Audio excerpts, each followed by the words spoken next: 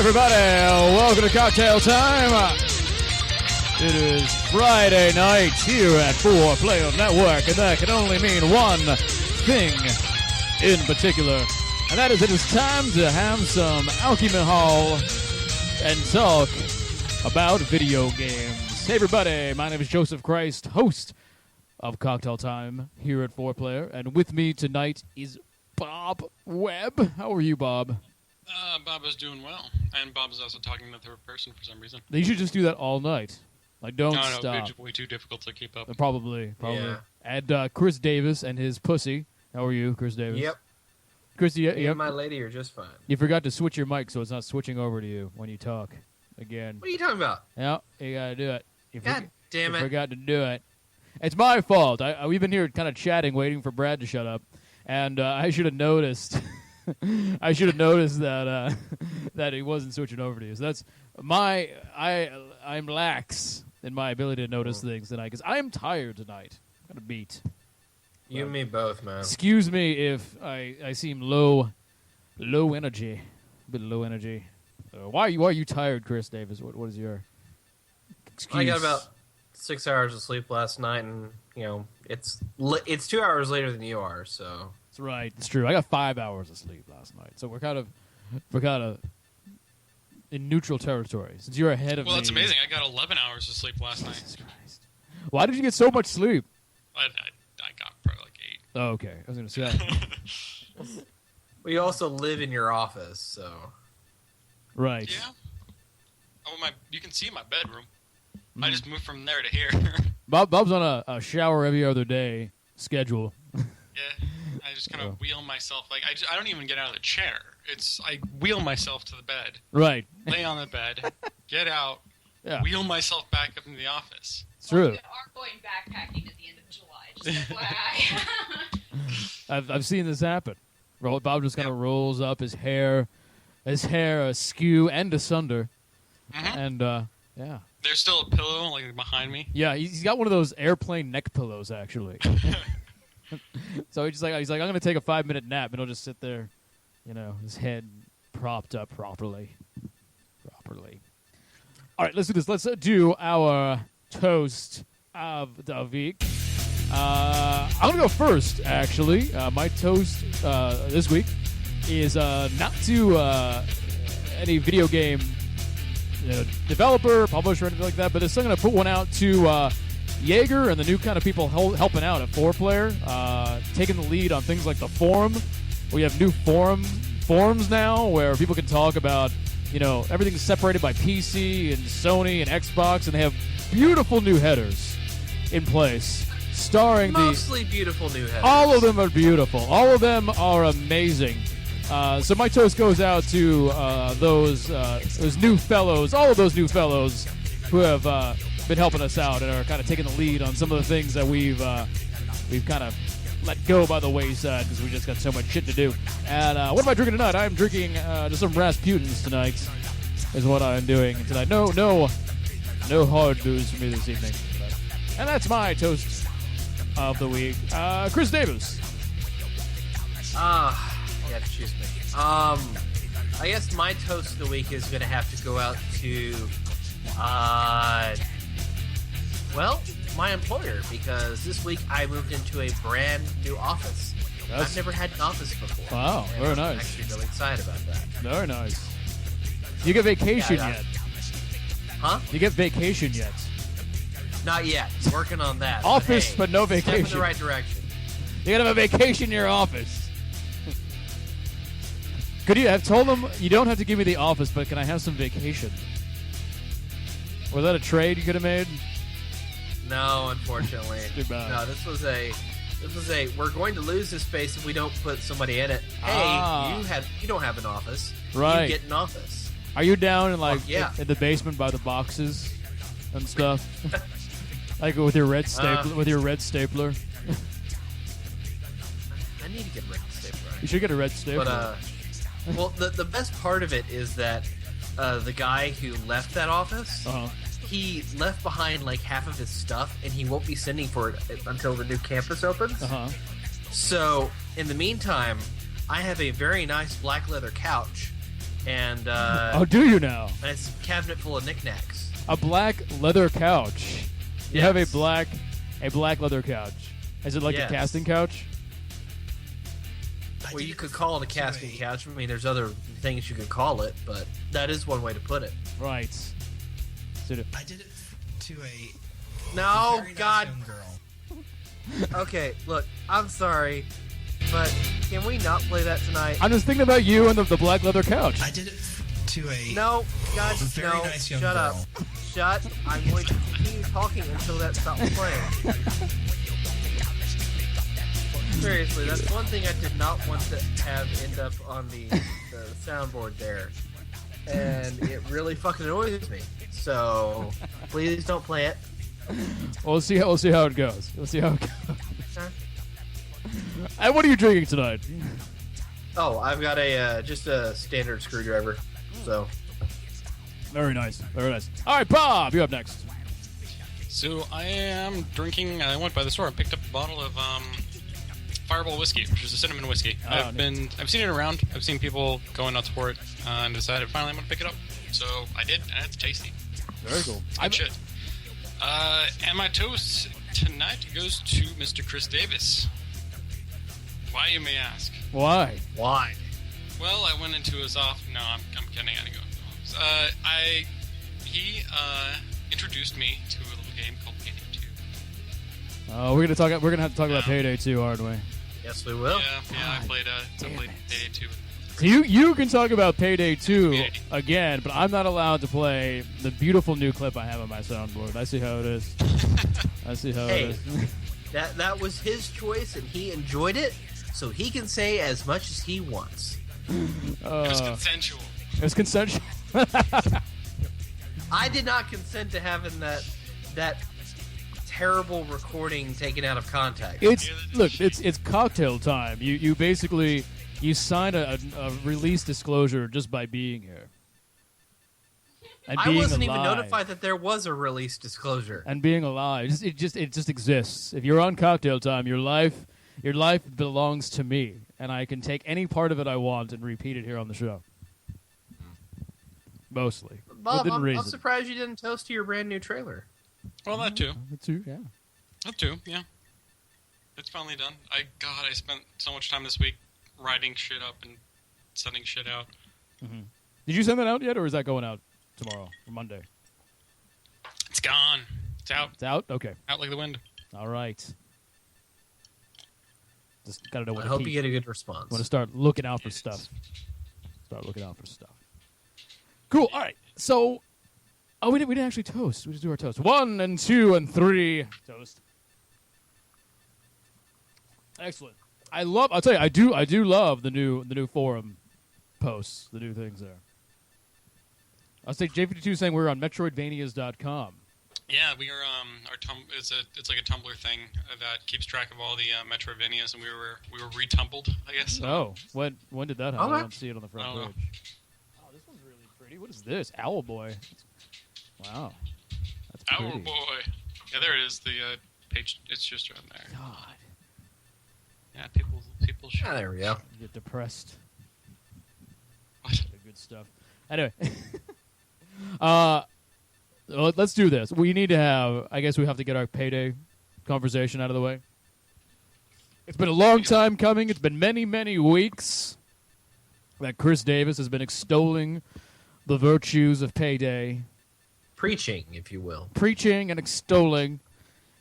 Bob has become sucked in by you're like, Chris is like a snake oil salesman who rolls into town. He's like, I've got everything for ya. You want to feel better? Have some Payday 2. Well, snake oil salesman implies that what I'm selling isn't genuine. And, No, well, I know. I think Bob can speak for himself. That's Well, true. so you're like a drug dealer. You're like a pusher. He's like the Dr. Oz, but like, That's instead of better. weight loss How's supplements. that better?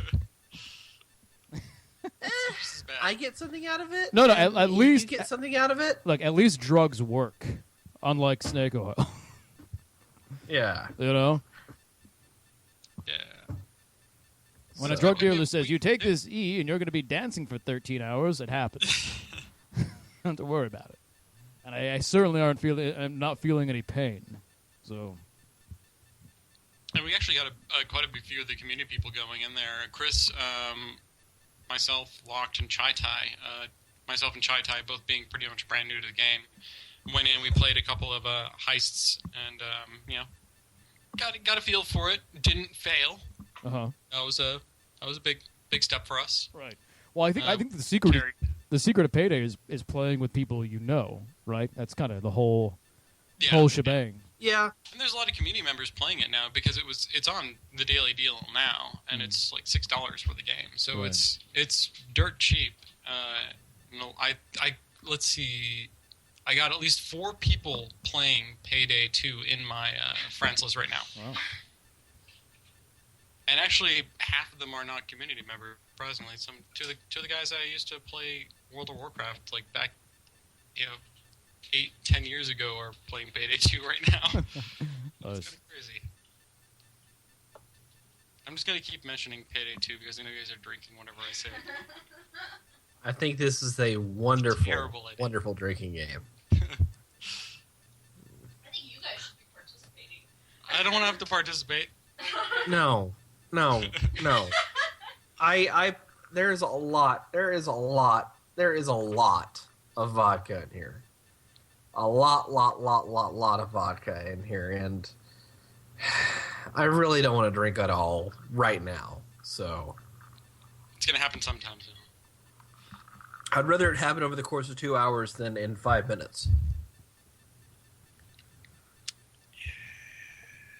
So yeah, I played the first one. I played the first one not too much. It was just, from what I can understand, it was mostly like bank heists. Like that's pretty much it for the first one, right? That's my understanding too. I didn't play the first one either, so I can't. It was pretty simple. I mean, it was a lot like it was pretty much very structured the same, and not a lot of customization. I think it has some loadout. I don't think there was no ranking. There might have been some loadout customization that you could get and unlock, but I'm not too sure. I don't believe there was any special skill trees or anything like that. But Payday 2 really has come into its own, where it's more than just like Payday 1 felt like Left 4 Dead, but changed slightly. Mm-hmm. Like the objectives were changed around, and instead of zombies, you get cops that are shooting at you. That was kind of there was deeper objectives, but a lot of times you sort of. At least when I played it, there were moments when you felt like you were just fighting hordes of police. Yeah. Yeah. And at least with Payday 2, it feels like they took that heist or that kind of criminal concept and are starting to own it. And there's these missions that are not centered around just stealing money or breaking into a bank. There's coercion missions where you have to do a certain amount of damage to a building because you get hired to I guess get someone to pay protection money or something. We paid a mission where we were transporting cocaine. We had to get these bags of cocaine from point A to point B, and there are like several day-long missions where you'll move from like multiple maps, like a long scenario for like a Left 4 Dead game where you have that you go through several different areas. At least for Left 4 Dead, yeah, both Left 4 Deads were very similar to that, but it really gives a lot of variety there, since you have less of like dealing a lot with like hostages and whatnot, and it's more about trying to complete this other objective, other than just stay here for 5 minutes while this drill, works, gets to the door, and then leave. It's much more complex than that, which is a lot of fun. Which is great too, because you have more complex character components. Rather than just what guns you're using, you actually have perks and abilities and whatnot, and that can actually help you quite a bit. It's really a choose your own class system, but you want to build it to complement your crew. Yeah. It's definitely, I think, being able to spec your character in a way that you have a nice balance between on a team, like you could actually achieve some heists very, very stealthily and quickly because of how you build your characters and how you build your team. And a lot of the heists in the game you can complete completely stealthily without the cops ever being called. Yeah. And if you do that, you get a contract bonus that gives you like anywhere between 10 to 40% extra XP on your next heist, which Pretty is sweet. insanely useful, especially when you're grinding later in the game. No, you do have like you're mentioning XP, you're mentioning grinding. Like, what are you grinding for? Like, explain to me the. I know It's like any kind of other like Battlefield or Okay. Call of Duty where you'll Right, rank right, up, right. you'll unlock new tiers of weapons, you'll unlock customizations, you'll be able to buy new modifications to your weapons, you'll be Right. able to get new skins. There's like that kind of ranking. Yeah, so every time you level up, you gain new skill points you can spend in these skill trees. Okay, I get you. Yeah, it's pretty standard at this Mm. point. Like this is the first-person shooter leveling system that is standard to every fucking thing you see these days. Right. Aside from skill trees, you don't see that very often. Mhm. But that's Yeah. that's more kind of a. Well, I mean, in like Call of Duty and stuff like that, you have perks, but you have more passive skills and stuff like that. So. Yeah. Mhm. And yeah, these things are like if you're going for you can have skills that'll allow you to carry money bags faster or throw them further, or you'll be able to I guess tag targets or be able to threaten people more faster or something like that, so they'll be more terrified of you. I guess or they'll shoot at you more. I don't know. yeah, there's perks that'll be that basic. Maybe it'll increase your stamina by half. You'll be able to carry more armor, things like that. But later on in the game, when you get up to the higher levels of the skill trees, I mean, you just get some insanely good stuff. Like, for example, there's a skill I'm grinding for right now that if you ace it, instead of having to go over to somebody and hold down a button to revive them, I just look in their general direction, I shout at them by pressing F, and they've got a 75% chance of standing right back up. You just look at them and go, "Get the fuck up!" and pick it up. Exactly. That's kind of funny. That's awesome. Oh, man. That's great. That's awesome. That's under the mastermind tree. Yeah, that's in our mastermind. That's awesome. That's funny. Oh yeah, I'm gonna have to. I definitely want to play more. And it's great that we have such a awesome community to play with, and like it's. I know some of the problems with these online games, especially Payday 2, is that when you try to get into a public game, if your rank is not that high, people are just gonna fucking kick you out. Yeah, that was basically the foundation of my experience of Payday 1. Was me getting Yeah. into games, being a low level, and then getting kicked out. Yeah, no. If you have a team, with a community, people understand not everyone's going to be that experienced. Right. Yeah. And they'll pull you in, they'll teach you how to play the game, and it's a lot of fun. It's sometimes it's fun to bring someone who's completely new into the game and just have a laugh because everything goes to shit, and you have to try to get out of it. Yeah.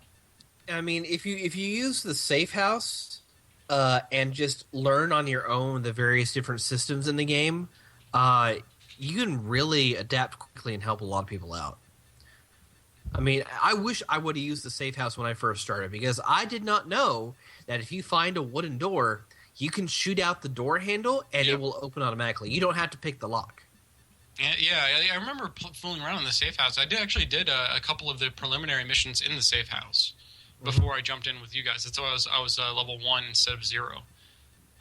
And your safe house also, you have like a back vault that fills up with money as you gain more and more wealth. Mm-hmm. And that's kind of a cool visualization to how much money you're actually acquiring over the time. And you can you can practice certain skills in the safe house. You can try things out, try your guns out in your firing range, everything like that. As opposed to like going right into a mission and playing with people and being like, well, fuck, this doesn't work. And the game doesn't punish you when it comes to skill trees because you can respec at any time. See, I You like only- that. That's nice. Yeah, you only lose a little bit of money and you gain a lot of money back. So I think it's like somewhere around, I want to say you lose maybe like 20 to 40% of money.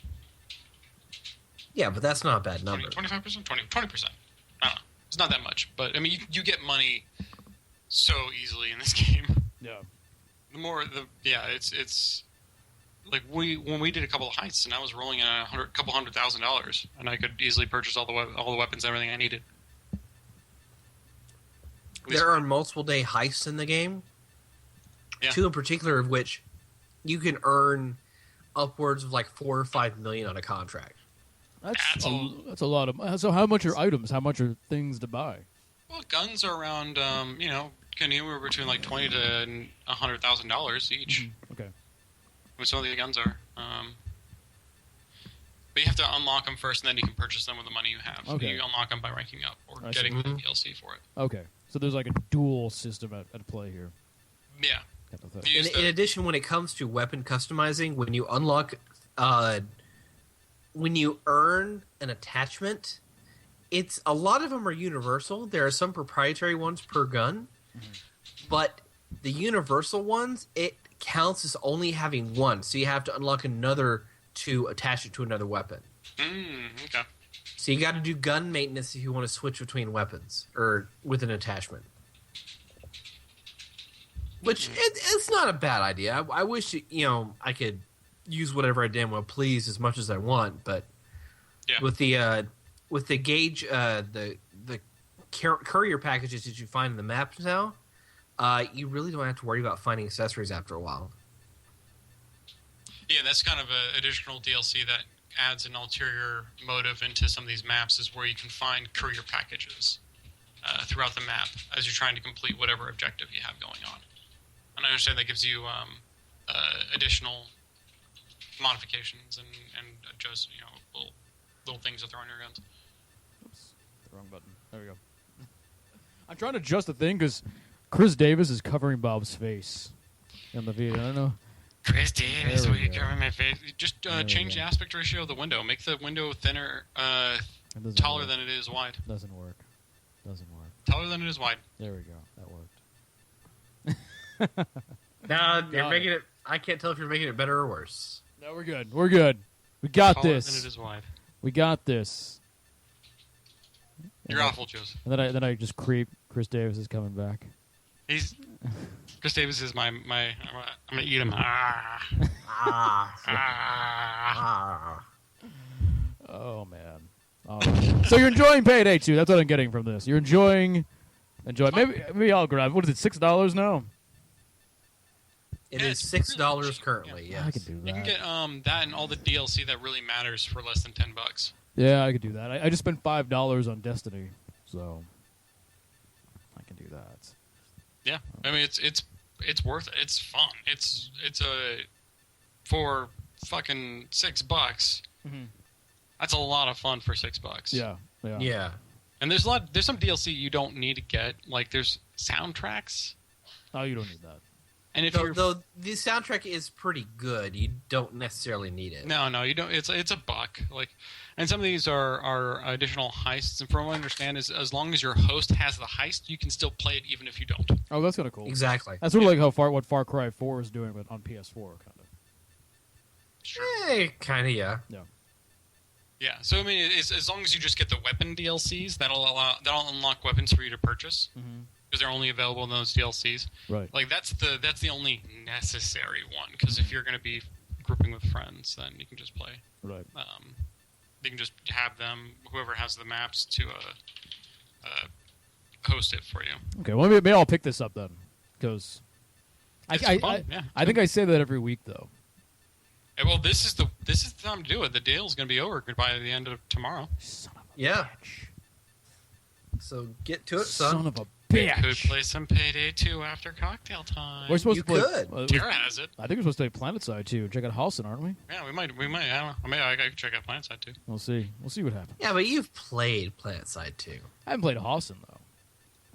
They just did a big new patch for it. So the giant new patch for PlanetSide 2 came out yesterday, and the new continent is up, Halston. It is live, and also they added in continent locking is now a thing. So you can actually you can actually win an entire continent, and it becomes yours, and you get bonuses based upon that, which is kind of neat. It's not the complete end game vision that I want to see. I want to see where, teams or I want to see where teams can actually win continents, keep them won, and then whoever owns the most continents at a certain point, they win the campaign, and then everything resets, sort of like how World War II Online used to do it, or it still does it actually.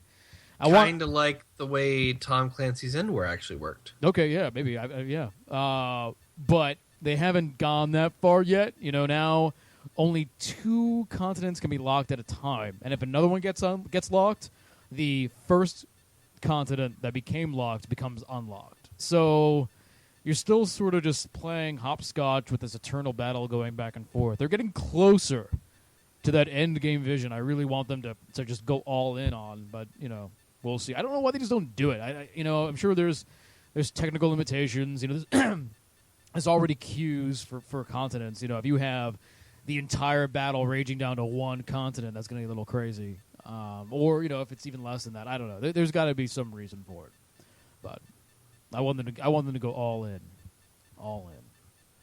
By Ahsoka in chat is asking, isn't PlanetSide dead? I don't know if it's dead. They definitely had some server merges recently, but that kind of just happens over a course of an MMO. I guess it hasn't been around all that long, maybe a year or two. But, You mean PlanetSide 2 dead? No. PlanetSide 2 I had... was saying PlanetSide 1 or PlanetSide 2? No, PlanetSide 2 had a server merge recently. Oh, yeah. So PlanetSide 1 kind of dead. is... You can still play it. You can still play it. Oh, there's those dedicated few. Yeah, there's those dedicated few that still go in there and play it every once in a while. What's amazing to me is, at least last I checked, I know that Sony is changing their whole model, but last I checked, you still have to pay for PlanetSide 1. So it should just be free to play. And they may be making these server moves in anticipation of the PS4 version coming out. So yeah, that's something else that's coming too. We don't know when that's happening. I guess it was playable at E3, but I don't think anyone from 4Player actually got their hands on the PS4 version. Did you? No one talked about it. Yeah, I think I saw it, but just there were 15,000 other things. Yeah, no, I understand, and I have a feeling they might be at PAX Prime, so we'll see. And the one thing to note about PlanetSide 1 and still being on a paid model is that a lot of these old MMOs are still around because people have subscriptions to the MMO but don't play it. Right. Yeah. So if they were to switch to free-to-play, then they may actually lose a lot of money because these people that had accounts are no longer even... Do you think that's a lot of people that just forget and they pay $15 a month for years and don't realize it? I think they know it's there, but it's just in the back of their mind where they just don't really care enough to cancel it. Like they say, oh, I'm going to cancel it when they realize that, 10 months down the road, like, oh, it's still going? Oh, I should go and cancel that. And then they don't, and then it's been another year, and like, you know what? I probably should cancel that, and then they don't. Right. Like 4Player subscriptions. Yeah. Which we really actually kind of hope. Yeah. So you gotta hope for those forgetful subscribers. The ones that subscribe and then don't remember that they did that. Keep on getting that sweet. This is why we have cocktails. We get them money. nice and sauced, and then we have them subscribe. Yeah, keep drinking. Keep drinking. It's like a casino when you're playing the slots and they keep bringing you booze for free. You know why they do that, right? Because then it seems like a really good idea to keep on gambling once you start drinking. Mm-hmm. We're gonna survive on that sweet Alzheimer's money. Hey, Grandma, have another cocktail. Just keep on putting the quarters in. Have another cocktail.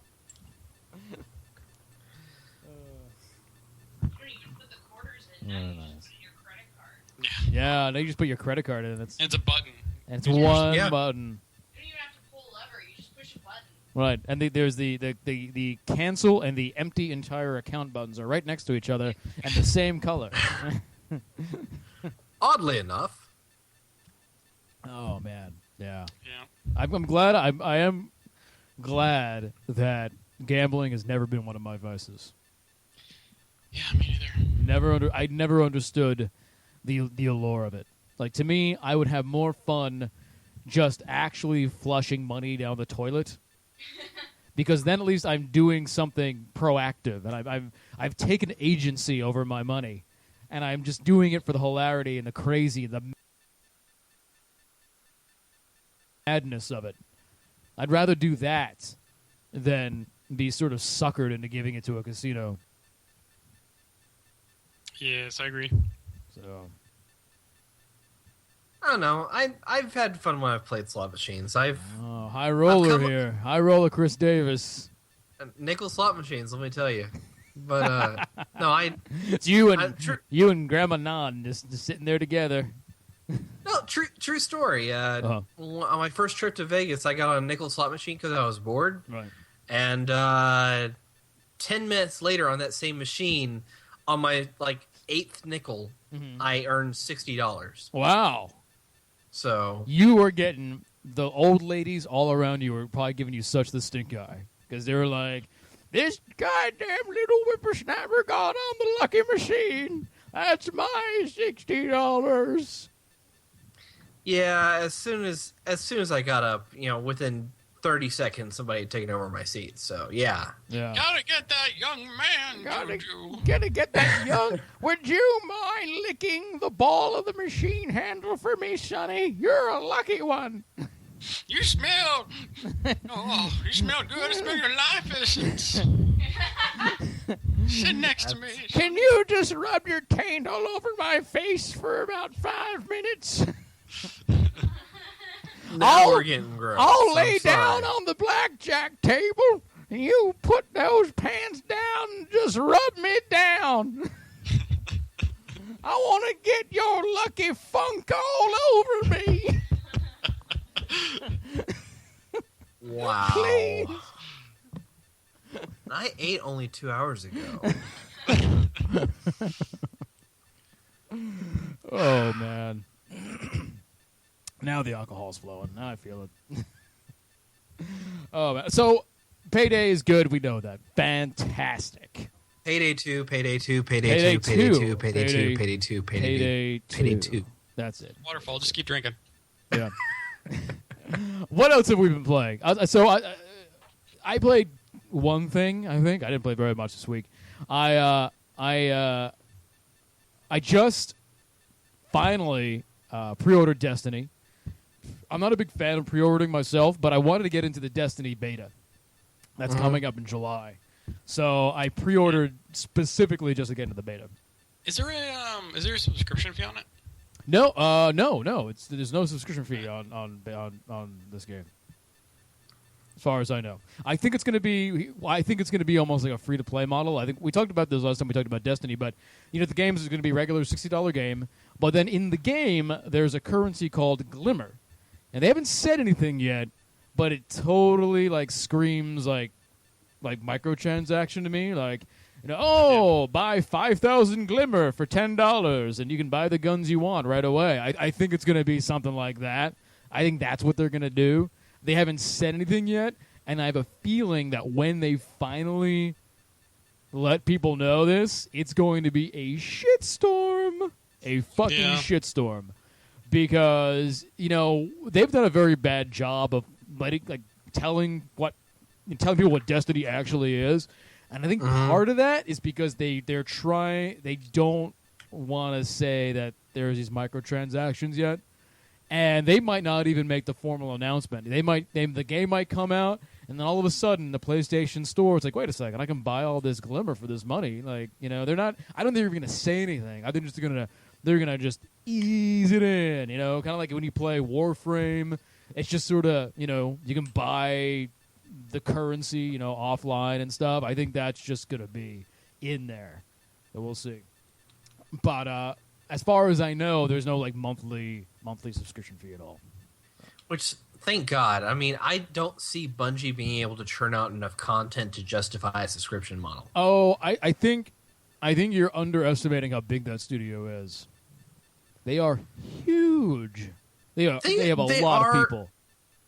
They have a lot of people on staff, that's true, but I don't think, again, they can churn out enough material to match a MMO style content update on a monthly or bi-monthly basis. Well, you have to remember, it's kind of hard to put things in the MMO world in perspective, because everyone thinks MMO and being really big, and they think World of Warcraft.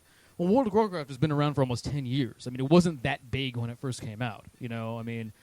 Every MMO has people hitting the end game really fast, and then they keep on adding more stuff and adding more stuff and adding more stuff. I mean, there might not be a lot of content at the beginning, but if they're in it for the long haul, and I think they are, I'm pretty sure they are, they're going to be putting out that content, I think.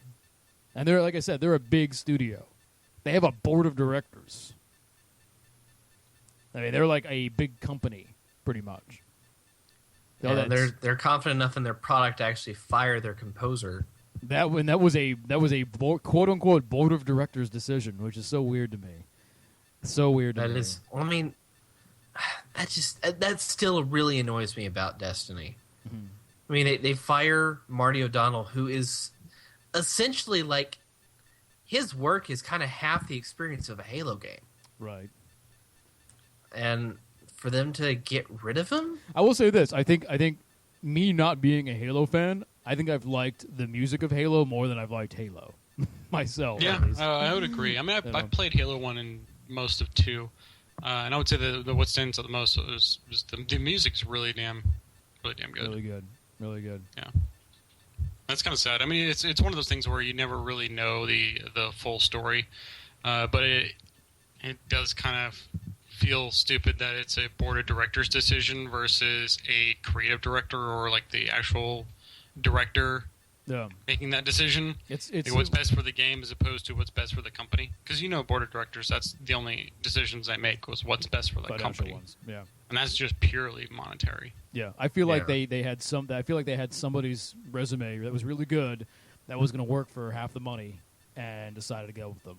And Yeah, probably. And in Seattle, keep this in mind, in Seattle, we companies can fire for no reason, pretty much. We have that law where companies don't need to have a really good reason. They can Really? Yeah.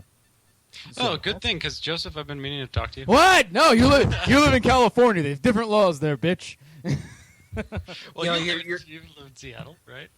I think it's where the I guess, company I don't know. is. I don't know. I don't know how the laws work. I don't know how to legal. Yeah, See, that's I need to the talk to my problem is, lawyer. Joseph, you're not texturing the barrels fast enough, right. and Yeah. we found a guy that we can bring in and He can- do your job. He for, can do at least 5 barrels a day. yes. And a crate on weekends. Oh, man. I text Sorry to yours, let but- you go. I know. No, but so they can do that. They can actually get a better offer and just go with it in Seattle. Yeah. And you really Well, have no even then, recourse. like it doesn't really matter. Seattle, San Francisco, like they'll just find other reasons to fire you. No, exactly.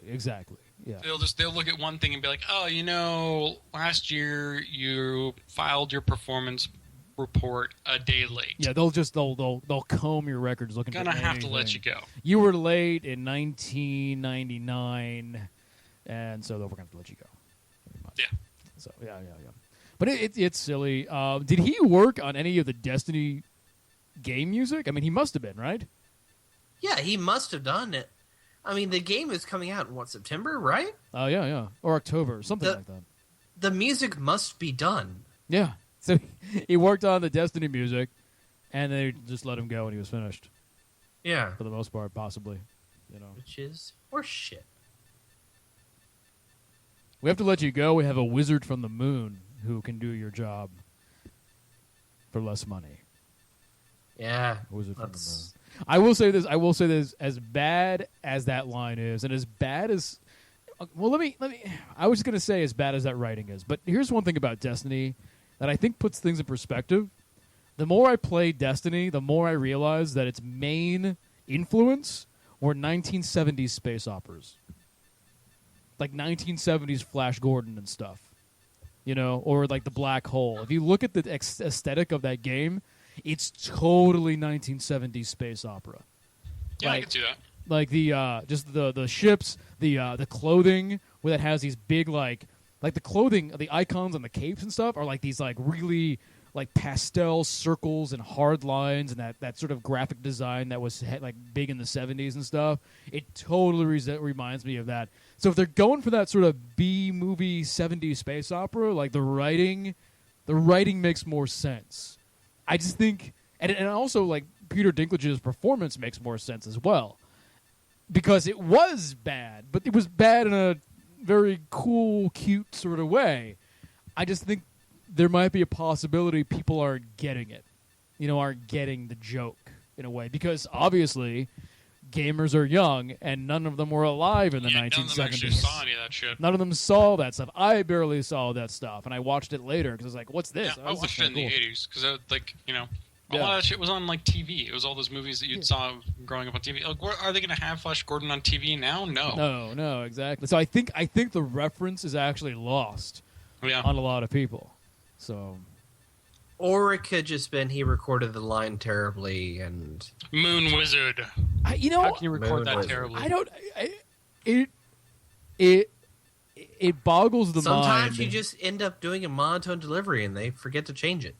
But it boggles the mind how a studio like Bungie can just sort of go, "You nailed it. We'll take that take." You know, like no director in his, unless he was going for specifically that, in his right mind would let that go. It just boggles the mind. But it was released. It came out today that the beta is coming out in July, and included in the beta are going to be reworked voiceovers. So we'll see. It might just be the same Peter Dinklage with a vocoder on. Hopefully, a nice little dance song would be cool. It's a short song. Never. Oh, it's terrible. You're awful. I shouldn't. Yeah. I shouldn't talk. Actually. But anyway, so I play. I finally did that, and then today, not today. Oh, here we go. Here's Flash Gordon right there. Star Trek writers to reboot Flash Gordon. Some Flash Gordon news and chat. But yeah, it's totally Destiny. Look, that looks like Destiny stuff. Yeah. Like maybe not the tank top and whatnot, but like look at the stuff in the background. Like, that's totally fucking Destiny. Reminds me of that. I bought UFC. I bought the EA UFC game. I know, right? Why?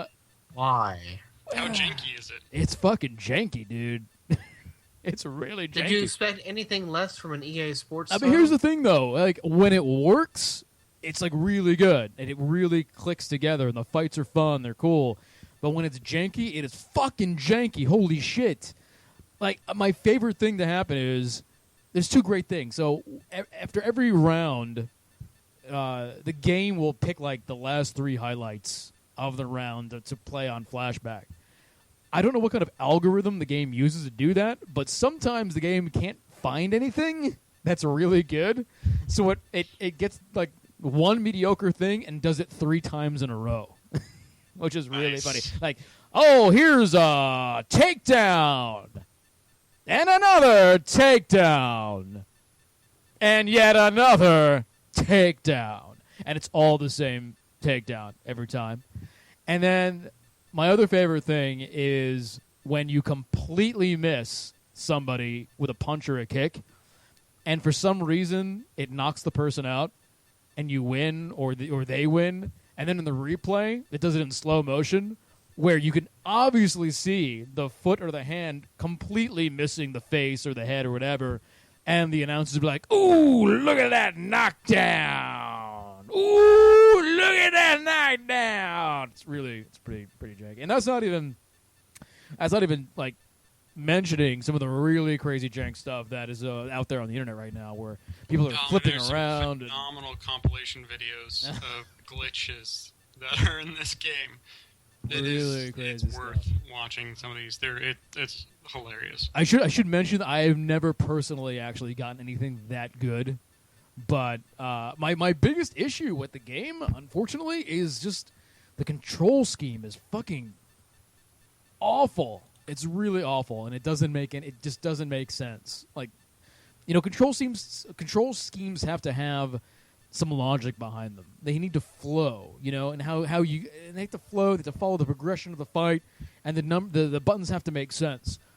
These button presses seem like completely random for doing stuff, and it seems way too complicated. And I know that UFC is sort of a complicated sport, but the fact that there's this element of randomness in the button presses, it makes it very difficult to get a handle on them.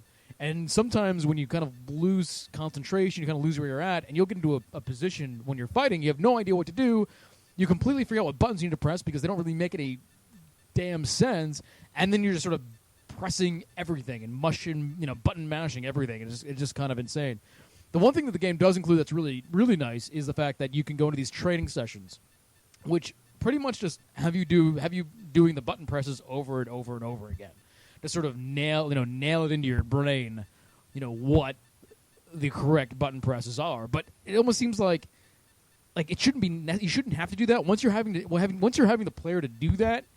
you're sort of making them learn this obtuse system that you have. It's sort of like it shouldn't be that necessary. Like some of that training stuff should be there, but this is really almost necessary because it's just kind of crazy. And Zalago makes a good point in 4PP chat. He says the character creator looks really good. And I tell you what, the character creator is really good. But ultimately, the character creator is pointless because you can't take your created characters online. Oh, I know. Like, what's the point of me making, Lemmy from Motorhead, which I did, or a giant, big, fat black guy with long purple hair, which I did. His name was Purple Lorenzo, and I can't take him online. If I can't take him online, what's the point? Like, I wanted to make crazy characters, train them up, and take them online, out into the wild. Like, that's the fun of this, right? What's the fun of making a character if the only thing you can do with them is play single player? Like, that is kind of ridiculous. That's kind of ridiculous. So, yeah, and everyone in chat's like, what? Yeah, exactly. You can't take created characters online. It's fucking ridiculous. And you can't share them either. And the reason you can't do any of that stuff is because they said, well, there's copyright issues, and people can now stream, and we don't want them making, characters that are... It doesn't make any sense. Their thing was, now that you can make YouTube videos and trade, we don't want you trading people you made because we don't want you to be able to put a non-licensed character in our game, which is fucking retarded because you can just stream out. I can make non-licensed characters and stream them on Twitch all day long. I mean, it seems like because the big thing is whether you argue whether user content falls under copyright infringement or not. Mm-hmm. User-generated content typically does not. Yeah. I mean, there's some fear about getting sued, but I don't know if it's actually ever happened. Of course. Well, I think. I don't know if it would actually stand up in court either. Somebody did get sued. It wasn't. I forget it was EA or somebody. It was in the last MMA game, and they got sued by the tattoo artist who tattooed a tattoo on one of the MMA fighters that then got into the game. And he sued because he claimed they were stealing his artwork and putting it in the game. What? No. That's a stretch. That's a real big stretch. Well, and then the fact is, if you grant that, then you could have him sue every single television network that broadcasts any game with that guy in it. Yeah, pretty much. I think he gave up the rights to that artwork when he tattooed it to a person who was famous enough to get on a television show and everything, or at least into fights and have that tattoo shown. I totally agree. Like, it's like, you don't paint a billboard and then sue people for looking at it. Yeah. I know. That's just how it works. Yeah. So that's a stupid argument. So, but anyway, UFC's okay. I'm trying to get my head around it. I'm doing better on the single-player games now. I'm not beginner anymore. I moved on to easy, and I'm slowly working my way up. But I just get destroyed online. Like, sometimes I do okay online, but for the most part, I just get destroyed online. I think I end up going in there too feisty, and I use up all my stamina, and then all of a sudden I have no stamina left, and I can hardly block, and then they just destroy me. I am 0-5 now, and I decided to stop going online and just train some more, and This is why I only play with myself. Try not to suck. So, and one of the big issues as well, and I was talking to somebody on Twitter about this, is since you basically can't make your own character and bring them online, all the fighters in the game have number values associated with them that are basically their skill level. All anyone ever does online is just pick the people with the highest numbers. That's all you do. Like, just no one in their right mind would go online playing somebody who has an overall rating of 85. When there's a fighter available who has an overall rating of 96, everyone just picks the 96 fighter. So it just becomes an interesting cavalcade of these heavyweight champions against each other, and it becomes way less interesting. But I'm not I complain about it, but I still kind of have fun when I'm playing online by myself. The fights themselves, like I said, when they work, they are kind of fun. They are fun, and everything needs to fit into place. It's just that it's not always that everything fits into place. And fighting somebody online who's is pretty damn good with, compound that with a frustrating control scheme can be like super frustrating, really frustrating, because you just feel like you feel completely useless. You feel like you can't do anything, and you start to panic, and all of a sudden you can't remember what buttons. Like, oh, I want to do this certain kick. Well, I have to do a normal kick. It's X, but to do the special kick, it's hold right trigger 2, push back on the left thing on the left stick, and then hit X. It's stuff like that. And then if you want to do a different kick, it's forward on the X. Or sometimes you don't hit left trigger. Sometimes you have to hit both. You have to hold both triggers. If you want to do a power takedown, it's hold left trigger, left bumper, forward half circle toward the guy, toward the person to do a power takedown. Wow. And that's not. And then the ground game is even worse. The ground game is even worse on how to do like submissions and how to like get yourself around the person and how to defend against it. It's ridiculous, and you can't really see what the other person's doing. There's no really good sense of what your opponent is trying to do for you to actually defend on some of this stuff. It's fucking ridiculous. It's kind of ridiculous. Like my recommendation is never be on this. Never get on the ground. Never be on the ground. Don't get grappled. Don't get grappled. Just try to get up as fast as possible, because the ground game is fucking ridiculous. It's fucking ridiculous. So that's UFC. Sounds fantastic. But the body locational damage and stuff is pretty cool. It's pretty brutal. I kind of dig that. Yeah, I'm really not that much into. Simulator fighting game. Don't really give a shit. Yeah, that's basically what it is. All right, well, let's take a quick break. And then when we come back, we want to hear about what Chris Davis has been playing. Hopefully it's not Payday 2. More stuff than Payday 2. We'll see. And we'll do some news and a bunch of other stuff. You're watching Cocktail Time live here at FloorPlayerNetwork.com. We'll be right back.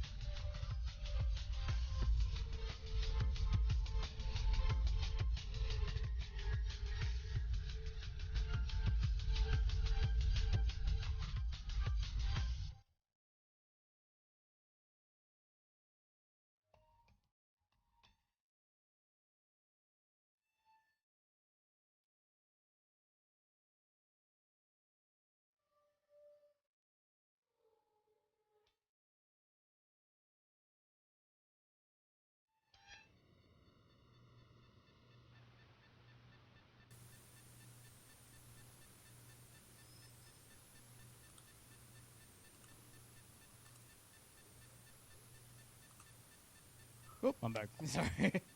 Music come up. Oh my God! Look at this. Oh my God! What? Oh my God!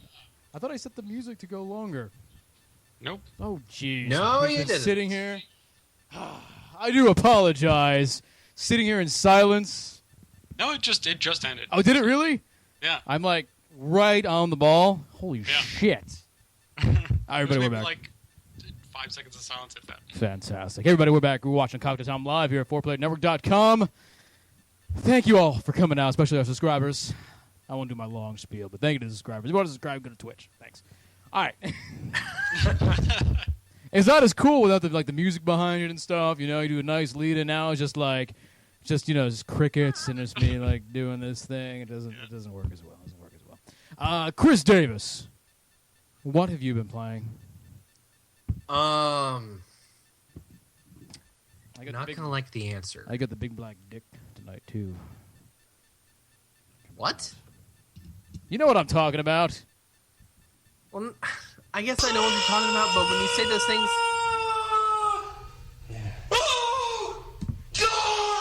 I wish the dick made that sound every time. You know that they have the bottle openers that make a noise. They like play a sound or a song every time you open your beer.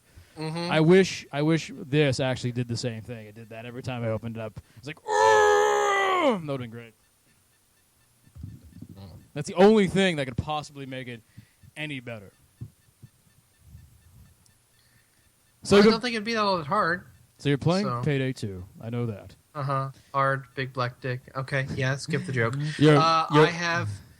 You're not gonna like the answer, but yeah, I've been playing Payday 2 Okay, Civ 5. a little bit, and I've been playing Civ 5, and that's pretty much it. I've been focused on other things. We need to get you some new games, buddy. Well, no, not right now. I'm kind of broke right now, Oh, okay. so I can't spend any money on games. And yet I've already spent $50 on the Steam sale, so So you have new games. I have. Well, no, I have. You just contradicted 2 new yourself, though. games. What'd you buy to the Steam sale? Let me pull up my list. 1 second. I actually bought games at the Steam sale, which doesn't usually happen. Okay, so I bought for myself Darksiders 2, Mm-hmm. Kentucky Route Zero, Right. Good choice. Nidhogg, Another good and Real Mist Masterpiece Edition. Because I've never played Mist. I remember hating Myst, but It was a love or hate game where it's way too obscure and difficult to know what the fuck you're supposed to do, or it's just right up your alley and you fucking love it. right.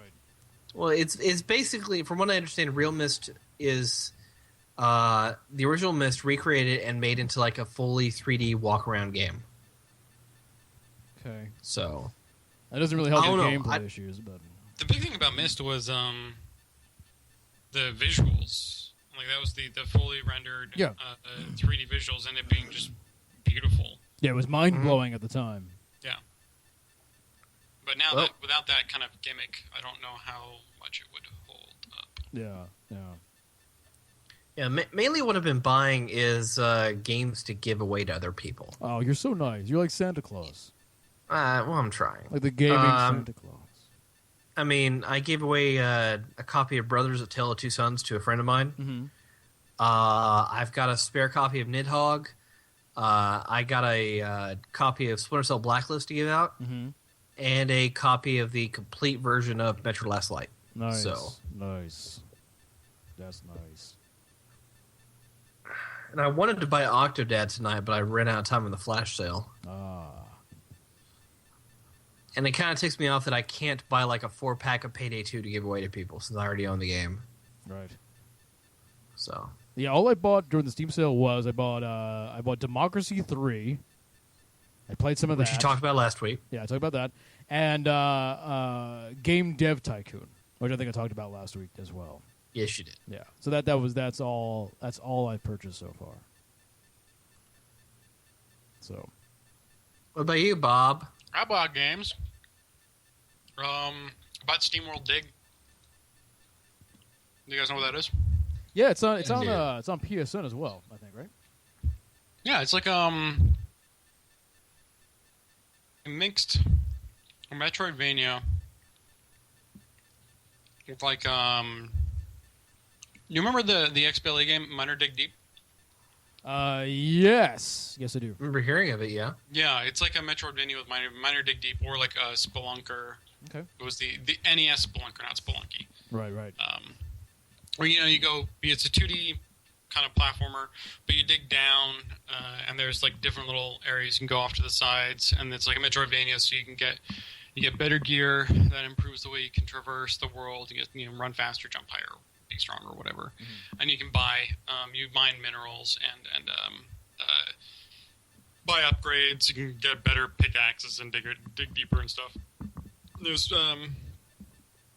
like $250 during a flash sale, something like that. Okay. But, that's interesting. It's kind of a fun game. The only thing complaints I've heard about is that it might be too short, but I don't really care. If I can actually beat a game in like 4 to 6 hours, I'll be happy. That's kind of your time frame. Yeah, that's as much time as I can fucking dedicate it to it. Yeah. But I did also buy the Kingdoms of Amalur for like $5 when they were doing their sale. I bought Transistor today because it was on sale. Right. Bought some Payday 2 DLC, and I played Yearwalk. Yearwalk is another game I have not played. You will make Mr. DeMello quite proud. It's an interesting game. It's a kind of weird game. I can see why it would. It still has some elements of the iOS kind of interface, touch interface. But it translates pretty well to a mouse and keyboard. I mean, they have some elements in there which I think they didn't have in the iOS version for the PC version, because the iOS version had a companion kind of a program that went with it, which is kind of like, it was basically just a small PDF. Mm-hmm. And this PDF contained a bunch of the information about the game, because the Yearwalk is, I believe it's like some kind of... it's European. I know I'm going to get which one's wrong. I thought it was like Sweden or Norway. It's one of the areas over there. I cannot remember what the fuck it is anymore. I feel terrible. But it's this really old folk tradition. And there's a bunch of mythology they talk about in the game as well, or there are at least these mythological creatures, and they have all these stories or information behind them, and that's kind of like part of the companion app. But in the PC version, it's all combined. Like you can just pull up the encyclopedia and look into these things. Oh, nice. And they do some kind of fun stuff with that, and in the game as well. And they kind of, and they really do own it. Like because I think they did some stuff on the iOS tablet, like with a tilt function that they couldn't do on the PC. So they revamped it so that it could, do. Either you could just use the keyboard instead and stuff. So it actually worked pretty well. But it's a good game. It's interesting. It's weird. It's probably only about maybe 3 hours long. Yeah, isn't that, maybe not even that long. Isn't it episodic? I wouldn't say. I thought it was episodic. Well, no, you might be thinking of Kentucky Route Zero. That's what I'm thinking of. Okay, yeah. Yeah, Yearwalk is pretty short. It's really you can beat it in less than 20 minutes. Okay. If you know what you're doing. But if you're going to want to wander around, look at the visuals, it's the art for it is really cool. It's kind of nice. What do I want to call it? I would say it's like a mixture of watercolors and like a shadow box. Okay. Yeah. Where you have cut out construction paper. Mm-hmm. It's kind of a neat combination of those two. Right. But visually, it's a neat kind of game, and it does some interesting things with the narrative, which it's always fun to see. Mm-hmm. So it's if you got like an hour or two to play it and you want to grab it, I don't know how expensive it still is. It's probably I grabbed it on for dirt cheap. It's probably pretty cheap. It's probably really cheap. Is what I'm thinking. It's $3. Yeah, that's half as much as Payday. Yeah. There goes all my Payday money, Chris. I'm sorry. That's it. Well, perhaps you should weigh your options as far as what you more want. than that. I mean, definitely, both of them are good games. You'll probably get a lot more entertainment out of Payday 2. Mm-hmm. Probably, yeah. Yeah. Especially if you played with us. Play with us. I know. I want to play with you guys. Have ourselves a little menage a trois. Payday. 3 of us together, buddying up, touching the tips, if you know what I mean. Mm-hmm. Of our guns, right? Of our guns, right? Okay, That's what good. I'm talking about. Good. Exactly what I'm talking about. All right, let's move on to news. Why don't we? I think we're out of games we're playing. News. Did I mention I played Dead Island? No, you didn't. Which Yeah, Dead Island? I got Dead Island. I want to hear what Bob. for Don't 13. don't infect Bob's possible love for Dead Island, Chris Davis. It was fun. When I played it Thank cooperative with Tara, and we enjoyed what we played. It's fun. It's a fun game. It's How quirky. far along are you? We played maybe like 2 hours, maybe 3 hours. So you're still on like the beachfront with the hotel Yeah. and all. Yeah. So you haven't gotten to You the haven't- really good part in the city. Or as what Chris is going to say, the really bad part. Yeah. Yeah. That's exactly what I was going to say. People either love or hate the city. That's pretty much what I heard. I love it because I think it's sort of realistic, because it's a horrible place of death and horror, and that's how a city would be if it's filled with zombies, you know. And Yeah. I think Chris doesn't like it for the same reason. Yeah, I can see that. I mean, I like the I like that I can play with a controller and it's just fine Yeah. on PC. Well, I you know- can just sit back with the controller. And I'll tell you what, like, even when I spoke to one of the designers of the original Dead Island, a couple of interviews I did with him back at PAX, a couple of PAXs, I think, and one of the E3. This is when you're doing Riptide. Yeah, he even said, like, that was one of the city area was so, so many people either loved it or hated it. And he was like, I'm glad to see that you liked it, because so many people didn't, some did, and he's, it was really a split decision on that one. Mm-hmm. So, Yeah, I mean, it was a risk. It sounds like yeah. I'll tell you what. I mean, if you're enjoying Dead Island, you're really going to like Dying Light. It's going to be a hell of a game. Dying Light, and also Hell Raid, Ride Hell, Raiders of the Lost Hellraid, Hell, yeah. Hell Raid. Hellraid's going to be a good game too. Hell Raid, I hear, is the shit. Like, did you play some of that, Chris?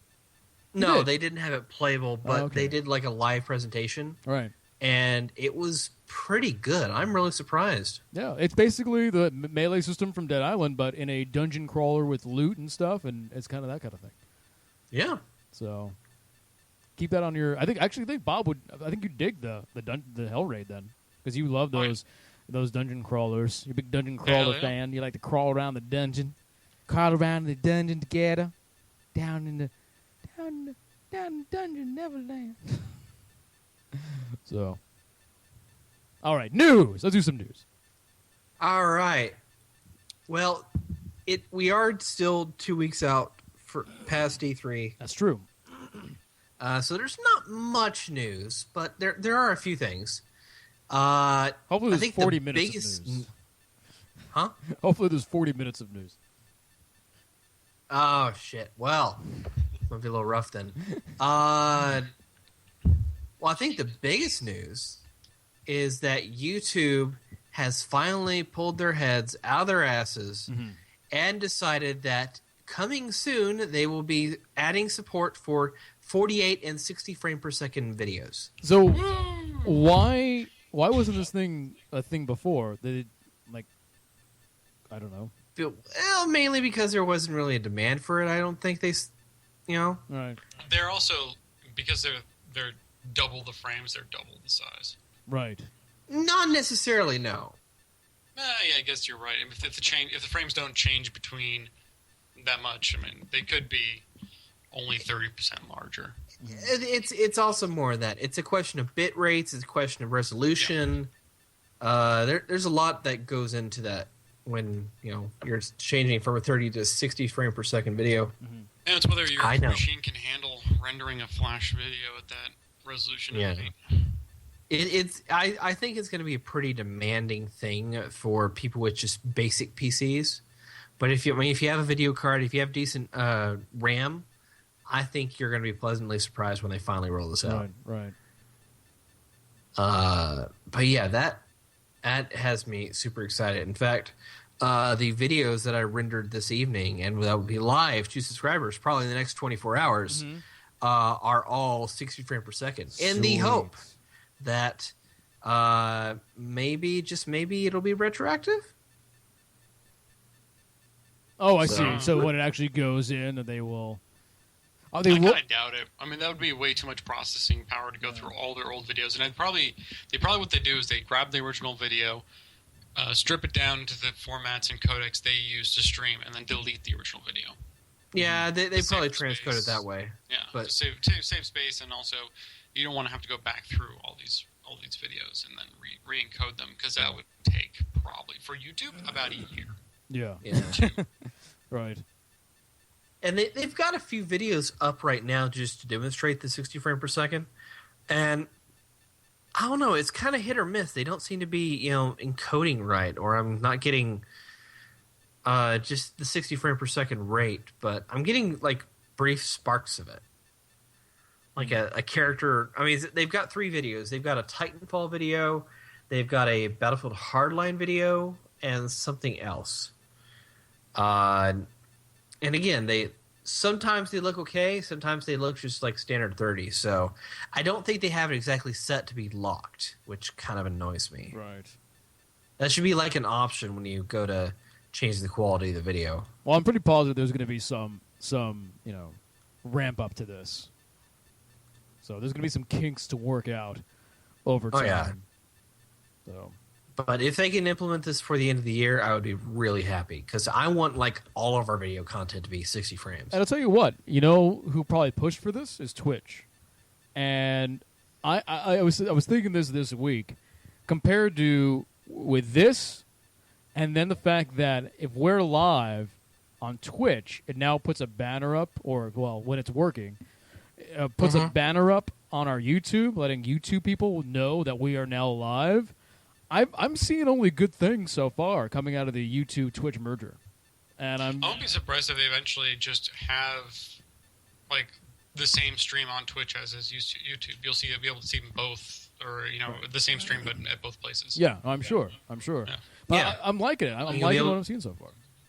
You ought to be able to merge those accounts in as well, and so I mean, we'll go from an audience. Hope of you like Google 100 to- Plus. Yeah, do you all have a Oh, Google boy. Plus account?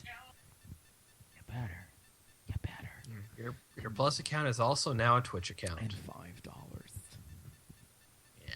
All right. Yeah, watching this Titanfall video at 60 frames, it looks smooth as fuck. Yeah, that's 50. That's what 60 frames per second looks like. Yeah. Hey, you gotta let it buffer.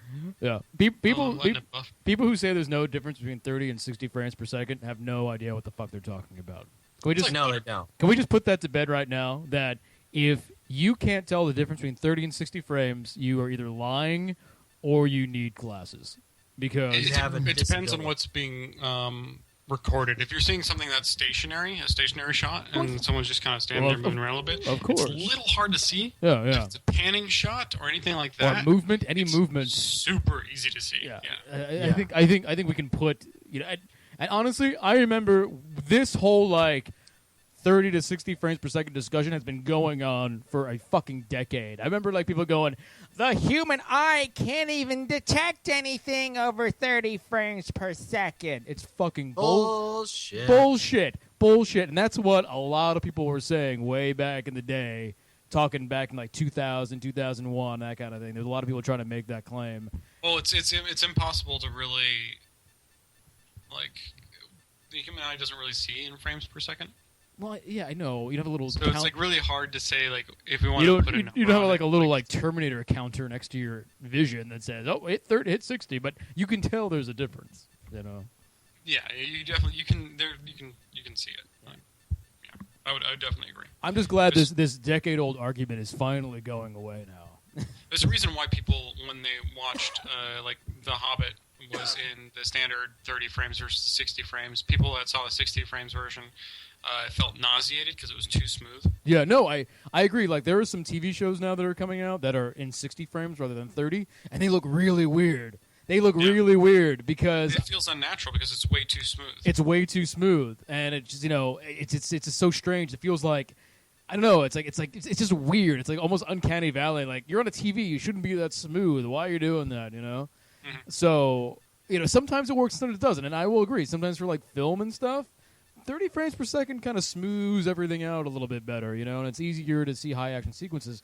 But stuff like gaming, I think you want that shit to be 60 frames per second, just for reaction time and all that. Yeah, and it might. For reaction time and whatnot, but it also might be they might get rid of a little bit of the seasickness you have when you're in that kind of where it's not jumping around as much. Right. Especially if you're going to be doing Oculus Rift and kind of VR stuff, you're going to want that frame rate as high as possible. Yeah, definitely. All right, next one. Well, some interesting news. Remember Octodad? Yep. We were just talking about Octodad, actually. Well, it's about to get some of its first DLC. Oh! Coctodad. Coctodad. Basically, they're going to be released. They're called Octodad's Shorts, and they're going to be individual levels that you can play piecemeal whenever you want. Okay. Like little challenges, like challenge maps? No, just more like basic missions with objectives that you complete. But they don't seem to be consecutive in any way. Right.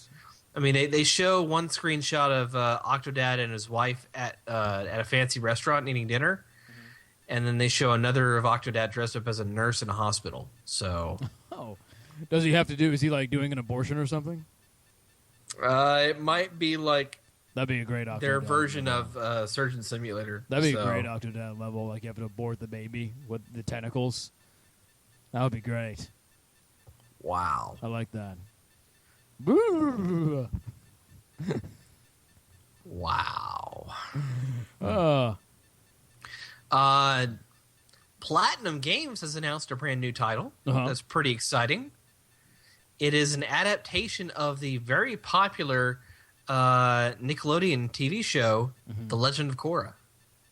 I've never heard of this. What? Have you ever heard of Avatar: The Last Airbender? Yes, I've heard of that. Okay. Really popular cartoon show, went on for 3 seasons. Legend of Korra is basically the sequel series with much higher production values and a pretty interesting, almost 1920s-esque story. Does it get me another really easy 1,000 gamer score? I don't think so. That's too bad. Because this is a character action game from Platinum. Ah, I see. Probably not. And they haven't shown any like core gameplay thus far, and it's going to be just like it's an experiment for Platinum. It's a $15 downloadable title coming out this fall, but this is their way of experimenting with like a lower, a much smaller project, and just trying to find a right mix of a license to adapt. Evidently, Nickelodeon didn't. So it's being published by Activision, but Nickelodeon approached Platinum about the game, and they agreed to take it on.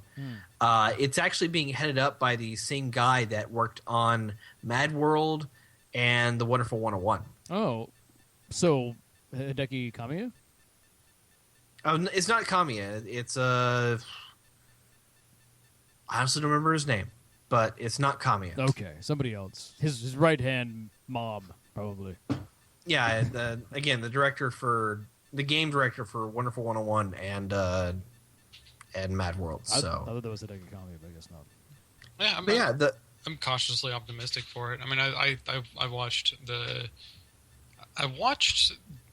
both of the series. The first one was way too the age level of that is a little too low for me. I mean, it's for kids. Obviously. I mean, that's why I'm not complaining too much about it. Is that I understand it was for kids, but the Legend of Korra has a little more adult themes, but still, it's still for kids. So yeah. But it's for a show in that age group, it's pretty decent. It's decent. I wouldn't say it's the best thing ever or awesome, but I would say it's tight. But given that Platinum and the games you mentioned were pretty good brawlers. I mean, I could see it being kind of good for that style of game because it's all based on martial arts. Yeah. The idea is that the avatar that you play as, Korra in this game, for example, She has the ability to manipulate or bend the 4 primal elements in the environment. So earth, water, air, and fire. And each one of those in this game is going to correspond to a different attack style that you use against enemies in the environment. So water is going to be, it's the weak is meant for, it's going to be used for ranged attacks and projectile attacks. Fire is, it is powerful, but at the same time, it's only meant for close range brawler attacks. Then you got air, which is more of a jack of all trades kind of style, and then earth is more strong, kind of knock them into the air attacks. So, and the early hands-on reports coming out of like a Rev 3 and Destructoid and a few other places they're really excited about this. It seems to be coming along pretty well. So, Okay. I don't know. I'm quite excited for it. The thing that's kind of interesting to me is the fact that they are flirting with this sort of lower cost production, smaller game stuff, and you're seeing a lot of big companies doing that kind of thing now. You see a lot of big companies. I've talked about this in the past, but I'm seeing more and more big companies moving away. Maybe not completely, but flirting away from AAA development into smaller projects, hoping to get a higher return on something that costs them less to make. And this can be something like that. I mean, think of what the return on Skylanders must be like, for Christ's sake. I mean, those games are not that expensive to produce or develop, probably.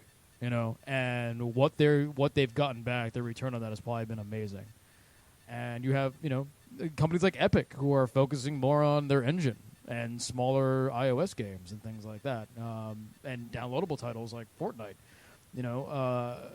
Trying to hit a big Crytek is even though their engine has not really made as big of a splash as like Unreal did, but you have all these bigger studios looking for these alternative sources of income, basically, and this is probably part of that. Yeah. So, let's see here. But yeah, I'm actually really looking forward to that. In addition, we're running out of news here. I'm sorry. Well, did you hear about Hideo Kojima visiting Platinum Games? Well, yeah, but they've done that before. But and a lot of people are speculating that this is going to be a new project announcement. So, I don't know. Maybe a Rising 2? Maybe. I've been to Rising 2. You didn't like Rising, though. You didn't like Metal Gear Rising. No, I have beefs with just how the game played. You didn't like Rising. You didn't like Ground Zeroes. God, let me talk to you, Chris.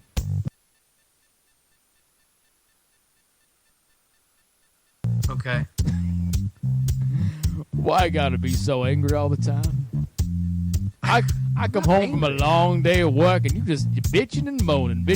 You hurt me inside, baby. You really hurt me inside the way you talk about Metal Gear recently. I sometimes come home, I crying. Remember how much I used to love Metal Gear. Now that love seems to have gone away. What is it gonna take? What is it gonna take to get your love back, baby? I'm waiting. That's a question, bitch. I'm very excited for the Phantom Pain. You don't know what I'm torrenting at this moment a 1080p 60 frame per second video of the Konami demonstration. Oh yeah, it's really good. E3 of the Phantom Pain. It's really good. I know. You haven't watched it yet. You did watch it. Oh, I have watched it, but I'm downloading a 60 frame per second version. Oh, you want to watch the whole? Yeah, I get you. So, just because I can. Right. I mean, I'm excited for the Phantom Pain. I know. But I have personal issues with Ground Zeroes, and I have personal issues with Rising. What's the last Metal Gear game you liked? Well, chronologically, that would be Metal Gear Solid 4. Okay. Yeah, those are the last one. Okay. Yeah. I mean, I have not, except for Rising and Ground Zeroes, I have never played a Metal Gear game that I haven't enjoyed. Right. I know. I'm giving you shit. shit. Yeah, you are. Giving you shit because I love you. Because I love you, Chris Davis. Don't like to see you angry. I'm not angry. I'm just expressing an opinion. I actually didn't like 4 all that much. I never even finished it. I kind of got bored with it. Really? Yeah, I need to go. How far did you get? I don't even remember. I don't remember. There's like 80 hours of cutscenes. I'm 80 hours in. I don't know. I don't know. So, I just know I just kind of put it down one day, and I just didn't feel like I wanted to go back. And I should give it another shot, I guess. I'm thinking you got to the third act of the game and stopped. Perhaps. Yeah. I made it through all the beginning stuff, through all the Warzone stuff, and I think I was like in the jungle when I stopped. Oh, so you're still in Act 2 then? I think I stopped in Act 2, yeah. Okay. Well, Act 4 is my personal favorite of that entire game. Okay. Act 4 is so awesome. Right. So, if you could... I mean, they released a patch about 2 years ago for the game, which added in, I think, a little bit of gameplay balances, but more importantly, trophies. You know what? I think Go back... We seem to be getting invaded by Hammer Drunk Division. So I think it's time for shot! That's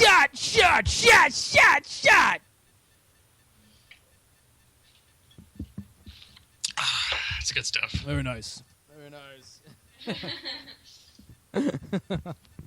I'm getting to the bottom where all the alcohol is. That's good. I tell you, you got to mix it up. You got to Gotta mix mix it. it. So they I added. do, but... Or get a straw. You need a swirly straw. I do, actually. Good. I need to get one. So they added trophies. Well, that doesn't really help my gameplay experience. But what else did they add? I think it's such like little gameplay balances and tweaks, just really small Okay, stuff. you know, I should give it a shot. I still have it on my shelf. I can pop it in. I'll have the PS3 update for 20 minutes, and then I'll have Guns of the Patriots Metal Gear Solid 4 update for 20 minutes, and install for 30 minutes, and then I'll shut off my PS3 and I'll go out somewhere. Well, one of the things I do know they did with the patch was to where you can install the entire game and never have to go through those install screens again. Oh, that's good. So, That's good. but I mean, again, Act 4 is so fucking awesome, and when you get to it, you will completely agree with me, and you'll want to complete the game. Okay. No, I will. You know, I think I've seen kind of the whole game like in piecemeal with the cutscenes and stuff, and I know he fights, and the scene with him, like, you know, with him crawling through the heated hallway with his clothes ripping off and stuff, and of course everyone has watched the final scenes of that game over and over again because they're just kind of amazing. Anyway, you just kind of watch it. But it's the journey. It's the journey. The journey. Me and Solid Snake getting there together. So we'll see. Yeah. Well, I'll tell you what though. I mean, it certainly hasn't. The gameplay of MGS4 certainly hasn't pulled me in the same way that the Phantom Pain Ground Zeroes gameplay has. That sort of freedom of movement that, you know, that you experience in that game really pulls you in an amazing way. So I've gone back and I'm redoing the missions in Ground Zeroes on hard is what I'm doing now. Okay. So Well, again, my beefs with Ground Zeroes are not regarding the gameplay at all. no, it's regarding. I think the gameplay is excellent. It's regarding the length and stuff. Well, here, you know, what I think that's about. I think they wanted to get. I think two things happened here. I think they wanted to get player feedback. I think they wanted to put a demo out. They wanted to, you know, get people's feeling on the game. They wanted to collect data on how people are playing the game, because when you start playing that game, you connect to Konami servers, and I guarantee you they're pulling gameplay data from people's gameplay on that game, because they're smart people, and I'm sure they're doing that and collecting data to figure out how they want to balance the game. But I think what's been happening, we talked about this on the Cocktail Time where Zach was here. I think Metal Gear Solid 5 has been a huge money pit for Konami. Huge money pit for Konami. And I think them like charging $30 for that demo was them trying to plug that hole a bit. Is what I think that was about, honestly. I think they were like, Kojima, you've been working on this for years. We've been pouring money into this hole. We need some return, or investors are going to fucking bite our ass. That's what I think it's about. So, It probably also ties into the fact that Konami doesn't seem to be making any fucking games right now. It seems like they're putting all their eggs in one basket with Metal Gear Solid 5. I don't think they can afford any more games right now. I am really waiting for the post-mortem on this, but I really think Metal Gear 5, as good as it's going to be and how amazing it's going to be, I think it's like an oven, a giant oven that Konami is just shoveling money into. This has got to be like a $300 million game at this point. I have nothing to base this on other than, watching the industry for, 2 decades. But I just feel like there's a reason Konami isn't putting any money into their games, and I think it's because there's no other money right now. So I have a feeling there's probably a good chance this is going to be the last Metal Gear game. I don't think it'll be the last Metal Gear game, but I think it'll be a long time before we see Konami with a diverse lineup. Yeah, I think it's going to do well. Metal Gear has the pedigree, it has the name, it can really sell well, but it's going to have to sell well. It's going to have to sell well. So, we'll see.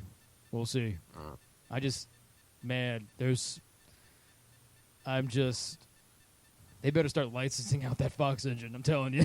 They better fucking get that thing on the market, because I don't see them really licensing it, though. I think I don't see them doing that because, let's be honest. I think part of it is Japanese culture is very insular, and I think they like to keep that stuff, the cards close to the chest. And I think if they have something like the Fox engine, they'll feel weird about selling that out to outside companies. That's something outside of Konami. They're not like an Epic where they're like, yeah, sure, give us $9 a month and you can use our game. Hey, if you don't put out anything, use our engine for free. Fuck it. Who gives a shit? Yeah.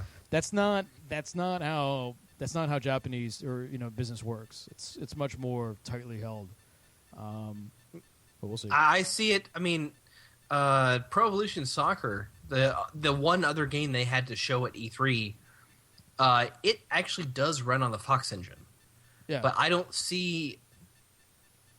I can see the Fox engine becoming the proprietary engine for Konami, and them abandoning all others. But as far as again, licensing out to any Japanese publisher at all or developer, right? No. You know what Konami should do? You know what I would do if I was the head of Konami? I'd be like, what do we got?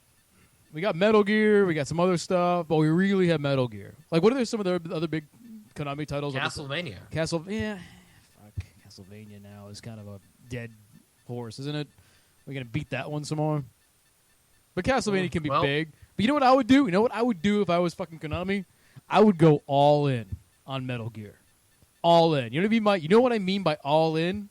I mean video games. I mean fucking Saturday morning cartoons. I mean fucking breakfast cereals. I mean figurines. I mean fucking Happy Meals with little solid snakes in them. Like a cross-media project. Fucking go nuts. What you're saying. Yeah, I would go crazy with Metal Gear, and I would just make it like Metal Gear everything. I don't give a shit. Late night Taco Bell Metal Gear fucking box of shit. That's what I would do. Just go all in. Make Metal Gear a giant big wad of shit that everyone can feast on. That's what I would do. Mm-hmm. That's what I would do. Just all in with Metal Gear. Everywhere. Japan is very strongly focused on merchandising, though. There probably are... No. You know what fucking Japan's merchandising is? I'll tell you what Japan's merchandising is. It's me going to Chinatown, and I go into a figurine shop, and it's like, oh, awesome! A big boss, a fucking, Metal Gear Solid 2, a Solidus Snake figurine. Oh, it's $130 fucking dollars! That's their merchandising. Don't forget... No, you can't do that. Don't forget, remember Resident Evil 6? Mm-hmm. Okay, they released a licensed version of Leon Kennedy's jacket from that game, right, and it costs $300. No, yeah, you can't. That's their version of merchandising. No, fuck it. I want Solid Snake 6-inch figure, $10.99. Boom, you're done. $11. You walk out. You got Solid Snake in your pocket. You feel good for a day. And they did a few of those, but They didn't go. they didn't. There is a fucking Mealing Fleshlight. Boom, go for it. There is a market for that. $130. Solid Snake figurine. I almost fucking bit down on that shit because I wanted it really badly, but that's not your biggest market. Your biggest market is people are going to go in and go, hey, $15. Sure, I'll take some figurines. That's what they need to do. So, God, a Solid Snake would be like a Solid Snake unhappy meal. The saddest Happy Meal ever. And it would come in a cardboard box. It would come in a cardboard box. Oh my God! Holy shit! You fucking nailed it. You fucking nailed it. You fucking nailed it, Chris Davis.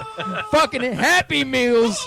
Metal Gear Solid Happy Meals. You know how Happy Meals come in the boxes? This one's a fucking cardboard box. A little cardboard box. Oh, even better, though, the toy that comes inside it, they're little mini Transformers that if you keep coming back and you collect 5 of those, you could build your own Metal Gear. Mm-hmm. Like fucking Voltron. Voltron that shit. Like Voltron. Yeah. Yeah. I'm telling you, if I was Konami, I would go all in on this. All in on this. Thing is, they don't have the money for that right now. That's the thing. Otherwise, they would have more than 2 games to show at E3 and having just only released 1 in the past year. Right. It's sort of a catch-22. It's sort of a catch-22. But I think that's what they should do. If they can. If they can. Like, they should also merge with Capcom and just get it over with. They can just buy Capcom. Well, they don't have the money, but, Capcom's credit for sale. But they'd have to merge. Capcom's not for sale. They're not for sale. They say they're not for sale, but they are going to be for sale soon. You're not. There's going to be a sign out on the lawn probably in the next 6 months. I don't think so. They just need to put out another Ultra Street Fighter X Alpha, and they'll sell a bunch of those, and that's plugging a hole in a leaky boat. But That's not helping. Yeah, that just buys you time. Right. That's true. They're making bad decisions at Capcom. All right, let's move on. What do we got for more news? Okay. Well, speaking of Japan, they announced a new Godzilla game coming from Bandai Namco. Oh, really? What kind? What is this like? It is a full 3D Godzilla game coming for the PS3 only in Japan. God. Basically, you play as Godzilla and you smash cities. Oh, okay. Well, but it's the PS3 only in Japan. It doesn't affect my life whatsoever. Yeah, but I need it, so I'm going to import it. Are you going to import it? Okay. No, you should stream that. That'd be fun. Yeah, I will absolutely stream it. It'd be great if it had basically a Godzilla-themed Katamari Damacy game. Mm-hmm. Oh, that would be cool. Yeah. Yeah, I'd like that. I don't see anything wrong with that, but I'd have to see it for certain. So is the game going to follow the movie, or is it going to be good, actually? Wow. I mean, the Aaron Taylor Johnson vehicle to stardom? Yeah, no. No, it's from what they've been showing, the one trailer they put out in the screenshots, it's classic 90s style Godzilla. Okay. Yeah. They did show at the very end of the trailer, a shot of the new Godzilla, but it seems to be classic. And if you pay attention in the backgrounds of some of the screenshots and the footage, you'll see other classic monsters as well. So, I don't know. This seems to be staying true to the Toho style versus the legendary style. Right. I very much look forward to that. Yeah. Speaking of giant monsters, we now know that Pacific Rim 2 is a thing that is happening. I was figuring it would be eventually. I'm surprised it's taking this long for them to announce it. Well, Guillermo del Toro put out a video today, right? And he said that sometime in April 2017, looking to be April 7th, 2017, they will be releasing Pacific Rim 2. And in the meantime, they are launching a huge cross-media just franchising thing. Mm-hmm. They're going to be having an animated series that's probably going to be like a prequel series to the first film. They're going to be renewing the comic book line, and they're going to be doing just a ton of stuff. Right. Man, that really sounds like quite the Pacific Rim job. Oh, Bob. Oh. Bob. Yeah. I like it. I had to get one in. Yeah, you did. Yeah, Skyliner in particular was exceptional. I'm looking forward to it too. Did y'all see it? I never saw Pacific Rim. Pacific Rim? Really? I saw it. Yeah, I thought it was pretty good. I thought it was it was pretty decent. It was yeah. Is it? I'm not super excited about it, but I thought it was pretty good. You know, I wanted to see it, and then I was hanging out with a couple of my friends from Portland, and one of them who is a geneticist, research scientist, and she couldn't stop talking about how awful the science was in it and how wrong it was. So, oh no, it's an action movie. off. You can't expect I science. know, but this is like, it was like, you kind of turned me off to it a little bit. She's like, no, it's so bad, and I think it's so bad to her because she knows this stuff, and to me, it'd be like it would just go over my head, probably. Yeah, it's just suspending your belief. I mean, at some point, someone thought the Hackers movie was good. At some point, somebody thought Sneakers was realistic. Yeah. Yeah. Right. If y'all ever saw that movie, so. Oh yeah. God, I love that movie too. But you should really pick up Pacific Rim and watch it, Joseph. I should watch it. It's on. I see ads on it on PS4 all the time. Yeah, just get a little sauce and watch it, and you'll just have fun with it. Yeah. Don't expect much out of it. No, I'll do that. That'll be fun. I'll put it on my list. All right. Any other news? The only other thing I have is regarding Rust. Yes, Oh, God, I have. Rust? I have not played Rust in a while. We were rusting it up, and I got kind of rusted out, and I have not touched it. Plus, like the thing about Rust is unless you have a lot of time and a lot of people you're playing with, it almost becomes pointless because you're always going to start back at zero. The moment you start making a little headway, like a group with more friends and more organized and more time will come and take everything away, and it's like, I gotta start again. I don't have the time or the friends to do that. Well, Facepunch Studios, the developers of Rust, have announced that they are completely restarting the project. What? They are evidently throwing out a bunch of the old code and rebuilding the game from scratch. Are they using a different engine? No, it seems like they're still using Unity, but it seems that they developed Rust initially and up to this date based on the code base of a completely different game they were working on that was called Cash for Kills. The idea was that it was a Hitman style set in a GTA open world-esque thing. And obviously that's completely different from Rust. Same way. So they're completely reworking the game. Okay. It's interesting. Do you think they've added more stuff and they've added more parts of the game, they've realized that their foundation was just not going to hold up what they wanted to do, and they need to start again?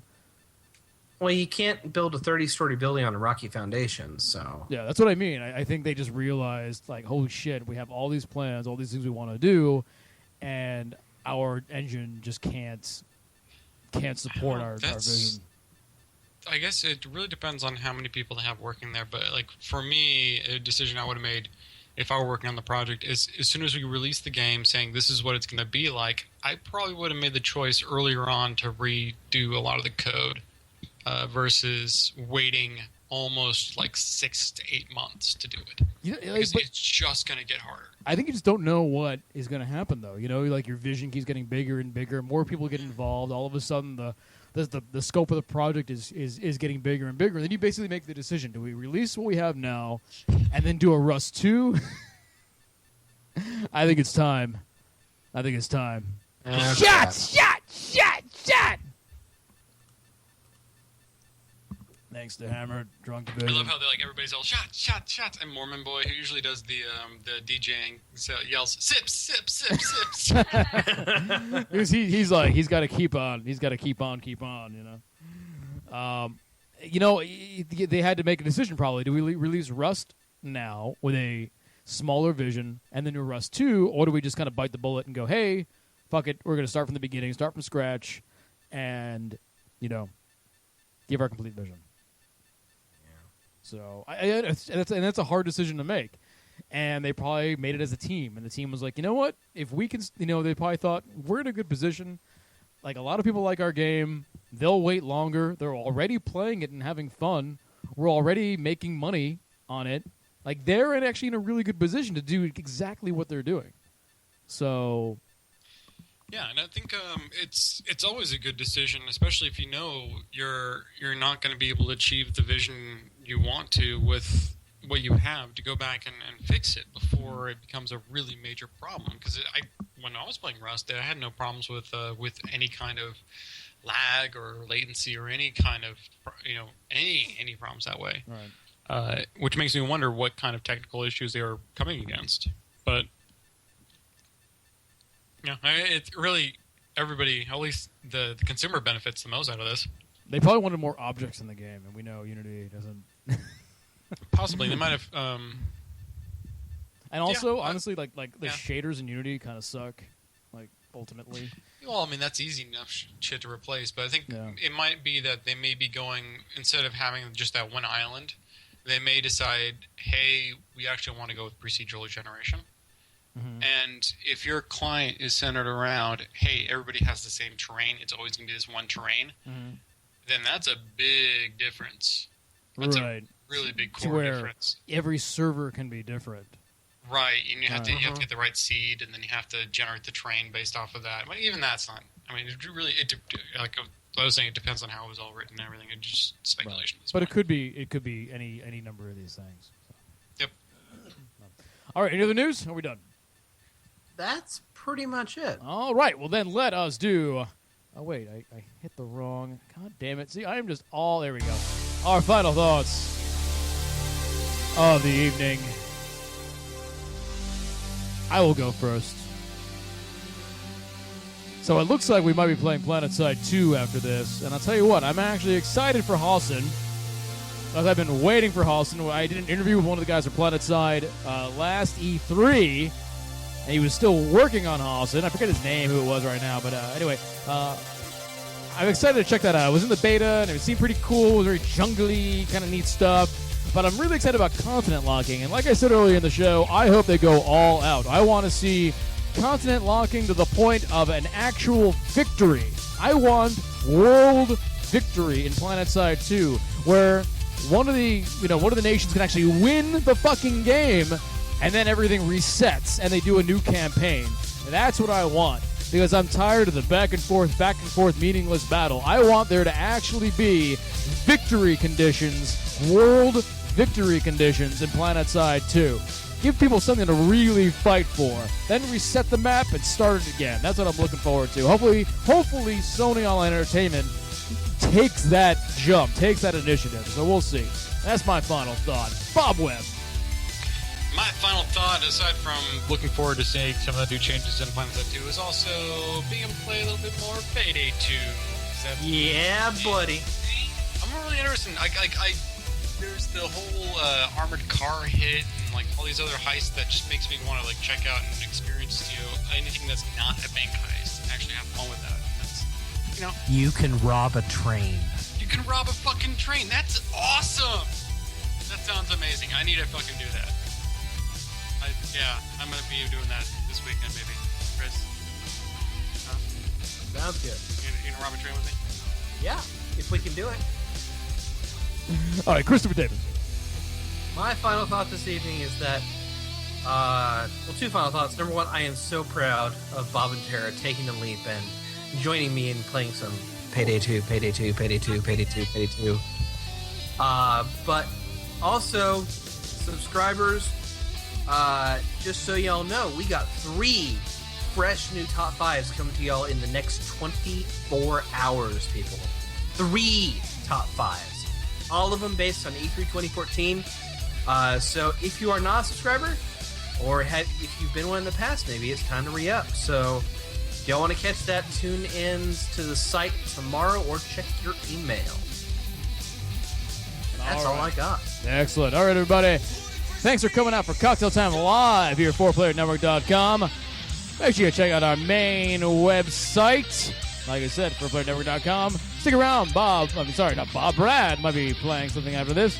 If not, have a good night, everybody. We will see you all next week. Everybody, later.